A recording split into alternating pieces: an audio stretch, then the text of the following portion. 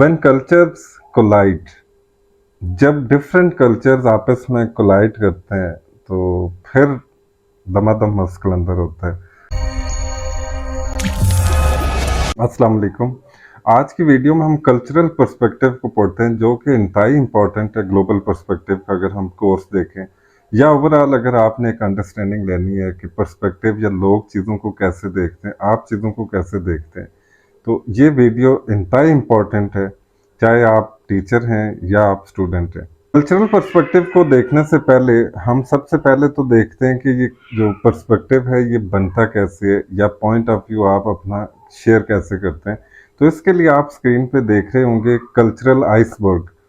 अब आइसबर्ग अगर आप कोई भी देखें तो उसका जो 10% हिस्सा होता है ऊपर वाला वो हमें नजर आता है, अदरवाइज जो 90% होता है वो पानी के नीचे ही होता है। तो इसी तरह जो इंसान है वो हमें सिर्फ 10% नजर आते हैं जब वो बोलते हैं या हमसे इंटरेक्ट करते हैं। 90% कोई भी इंसान विजिबल नहीं होता, जिसे हम देख नहीं सकते। तो 90% हमारा कल्चर जो हमें हमारी अपब्रिंगिंग करता है, जैसे हमारी वैल्यूज़ हैं, कस्टम, ट्रेडिशन, इंडिजिनस नॉलेज, जो हम अपने पिछलों से जो नॉलेज हम सीखते हैं, या हमारा जो रिलीजन है उसके ऊपर बेस करता है। तो ये कल्चरल आइसबर्ग बहुत अच्छी तरह से आप इसके अंदर ये वैल्यूज़ आप देख सकते हैं। तो ये 90% कोई किसी भी इंसान में आप नहीं देखेंगे। 10% हमारा जो बिहेवियर होता है तो वो हमें शो करता है। अब कल्चरल पर्सपेक्टिव की अगर हम बात करें तो cultural perspective again global perspective में इसलिए इम्पोर्टेंट है कि आपका जो पेपर 1 है, 2 है, इवन जो इंडिविजुअल रिपोर्ट है या टीम प्रोजेक्ट है, उसके अंदर बहुत इंपॉर्टेंट है। जब हम रिफ्लेक्शन लिखते हैं, जब हम दूसरे पर्सपेक्टिव्स की बात करते हैं, चाहे वो क्रॉस कल्चर हो या लोकल हो, ग्लोबल हो, नेशनल पर्सपेक्टिव हो, वो सारे पर्सपेक्टिव तभी आएंगे जब हमें इसकी अंडरस्टैंडिंग कंप्लीट होगी, अच्छी तरह से होगी। तो कल्चरल पर्सपेक्टिव की डेफिनेशन है कि हाउ वी सी थिंग्स। तो हम चीज़ों को कैसे देखते हैं एज एन इंडिविजुअल, या एक एज अ ग्रुप या कम्युनिटी, या एज अ कंट्री, या एज अ ग्लोबल लेवल के ऊपर भी आप लेके इसको देख सकते हैं। In other word we can say कि how are culture influence the way we think and learn. ये भी एक डेफिनेशन है कल्चरल पर्सपेक्टिव की। अब थोड़ा सा हम डिटेल में जाते हैं, फर्दर इसको अनफोल्ड करते हैं। व्हेन कल्चर्स कोलाइड, जब डिफरेंट कल्चर्स आपस में कोलाइड करते हैं तो फिर दमादम मस्कुल अंदर होता है। अगर मैं इसको थोड़ा सा अगेन थोड़ा बात करूं इसके ऊपर, तो थोड़ा सा हिस्ट्री में हम जाते हैं। British East India Company when they came to the subcontinent, तो यहाँ का एक कल्चर था, अपना लोकल सिस्टम था, mostly agrarian agriculture based society थी। लेकिन जब ब्रिटिश आए तो अब उनके पास पावर भी थी, तो उन्होंने अपने कल्चर को सुपीरियर समझा, और एक टाइम पे ये भी कहा कि जो Indians and dogs are not allowed in the parks, जहाँ पे उनके ऑफिसर्स जाते थे, कि कुत्ते और इंडियंस पार्क्स में नहीं जा सकते। तो उन्होंने अपना कल्चर हमारे ऊपर फोर्स करना शुरू कर दिया कि हमारा कल्चर सुपीरियर है। तो वहाँ से फिर क्लैशेस आए और eventually they had to leave. उन्हें 1947 के अंदर निकलना पड़ा।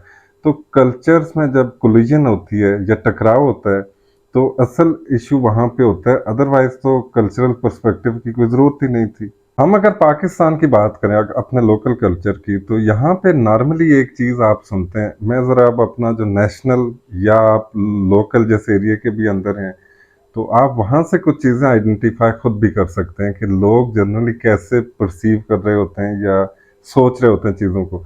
हम कहते हैं माइट इज़ राइट, जिसकी लाठी उसकी भैंस। और ये आप किसी से भी पूछें पाकिस्तान के अंदर, तो वो एग्जैक्टली आपको कहेगा कि बिल्कुल ऐसा ही है। क्योंकि जब से हमारा मुल्क बना है 1947 से आज तक, तो हम देखते हैं कि जिसके पास ताकत होती है तो सारा कुछ वही करता है, चाहे वो लॉ के अंदर हो या लॉ के बाहर हो। मैं इसकी एग्जांपल, आप 1001 आजकल की भी सिचुएशन आप देखें तो यही बनेगा। फिर हमारा एक और एक जनरल एक परसेप्शन है या एक कल्चरल पर्सपेक्टिव है, बिगर इज बेटर।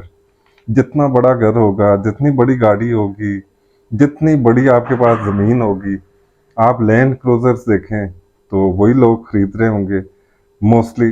अब पैसा हो, जितना ज़्यादा पैसा होगा तो बिगर इज बेटर, ये हमारा लोकल एक जो जो कल्चर है। फिर एक लोकल पर्सपेक्टिव कि जो हम स्पोर्ट्स है उसको हम एजुकेशन के ऊपर प्रेफरेंस देते हैं। अब क्रिकेट आप देख लें, क्रिकेट का मैच लगा हो तो पेपर देने भी बच्चे नहीं जाते कि अच्छा मैच जरूर देखना है। बाबर आजम किसी ऐड में आ रहा है तो बस वो लाखों करोड़ों उसके व्यूज आएंगे। तो हम प्रेफरेंस देते हैं स्पोर्ट्स को एजुकेशन के ऊपर। तो ये हमारा कल्चरल एक पर्सपेक्टिव है अपना लोकल।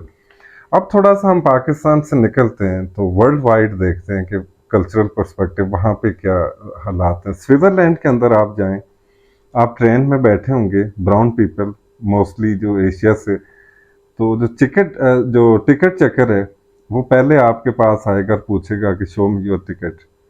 वो अपने लोगों से नहीं पूछेगा क्योंकि उन्हें पता है कि ये टिकट के बगैर गाड़ी में बैठते नहीं है।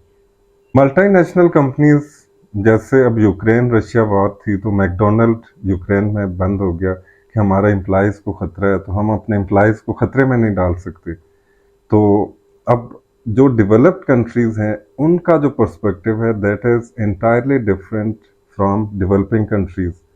अब पाकिस्तान अगर लेट से अफगानिस्तान में वॉर चल रही है, हमारी कोई कंपनी कोई अफगानिस्तान में काम कर रही है, तो कभी भी वहाँ पे अपना बिजनेस कभी भी बंद नहीं करेगी। तो क्योंकि जो डेवलप्ड कंट्रीज हैं वहाँ पे एक कुत्ता भी अगर मर जाए तो उसका भी मीडिया के ऊपर चर्चा होता है।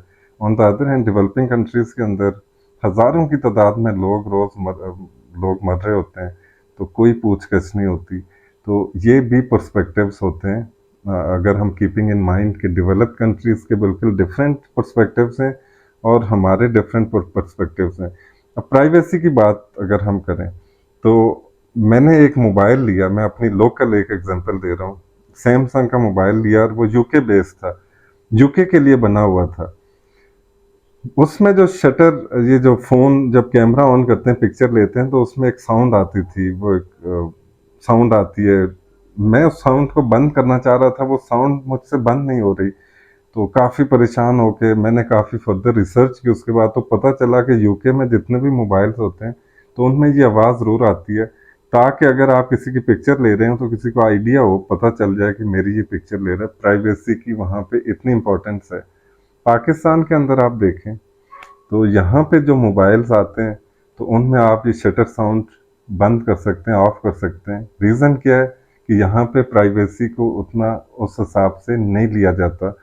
यहाँ पे तो आप देखें व्हाट्सएप की कॉल्स और जो ऑडियो लीक्स हैं, वीडियो लीक्स हैं, वो अब आपके सामने, अगर आप पॉलिटिक्स को फॉलो कर रहे हैं तो डेली के डेली बेसिस पे आ रही होती हैं।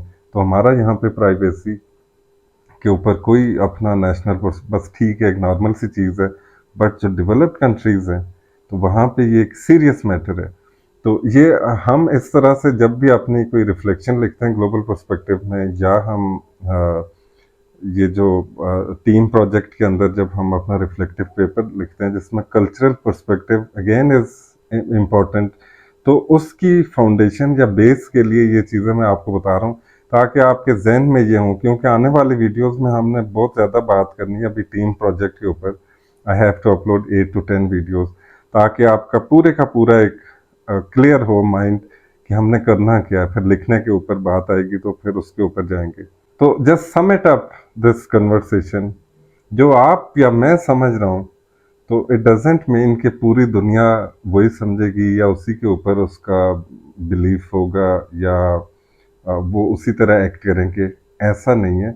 We have to understand different perspectives, different cultures, क्योंकि अब ग्लोबलाइजेशन, अब आप एक ग्लोबल विलेज हैं जिसके अंदर मैं और आप रह रहे हैं, तो डिफरेंट जो कल्चर्स हैं वो कोलाइड करते हैं, आते हैं। अब आप बाहर जाते हैं या बाहर से लोग आते हैं या आप ऑनलाइन फ्रीलांसिंग, तो अब ये हो नहीं सकता, पॉसिबल नहीं है कि दूसरे कंट्रीज़ या दूसरे कल्चर्स के साथ हमारी अंडरस्टैंडिंग ना हो।